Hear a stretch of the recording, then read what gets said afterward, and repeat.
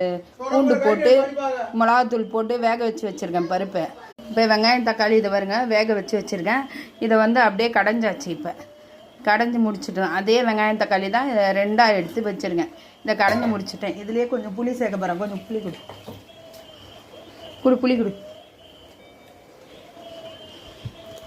இதில் நம்ம குழம்புக்கு தேவையான புளி சேர்த்தாச்சு.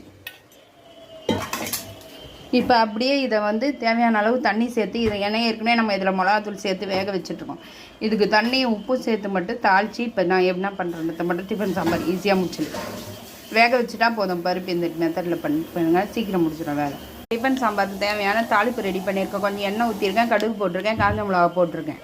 இதுலேயே கொஞ்சம் பூண்டு இடித்து சேர்த்து நம்ம தாளிச்சிட்டோம்னா சூப்பராக நம்ம டிஃபன் சாம்பார் ரெடி ஆகிடும். இங்கே பாருங்கள், நம்ம பருப்பில் வந்து நான் வந்து இதை வந்து தாளிச்சதை சேர்த்துக்கிறேன். தாளிச்சதை சேர்த்தாச்சு. இதில் வந்து தண்ணி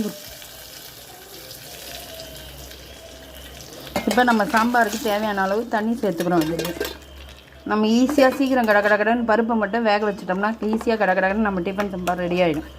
சூப்பராக அதை வருங்க, நம்ம டிஃபன் சாம்பார் ரெடி ஆகிடுச்சு. இப்போ இது இன்னும் கட்டியாக இருக்குன்னா நம்ம வேணுன்னா எந்த அளவுக்கு தண்ணி வேணுமோ தண்ணி சேர்த்துக்கலாம். இப்போ இதில் நான் வந்து தண்ணி சேர்த்துட்டேன். இதுக்கு தேவையான அளவு உப்பு சேர்க்கணும்.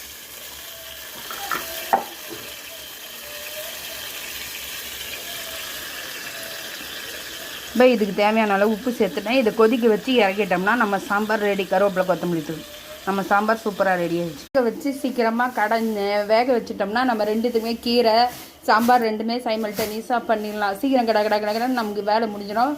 நம்மளாம் சீக்கிரம் எல்லாரையும் அனுப்பிடலாம். டிஃபனுக்கும் நமக்கு வேலை முடிஞ்சிடும், சாப்பாட்டுக்கும் மதியானம் சாப்பாட்டுக்கும் வேலை முடிஞ்சிடும்.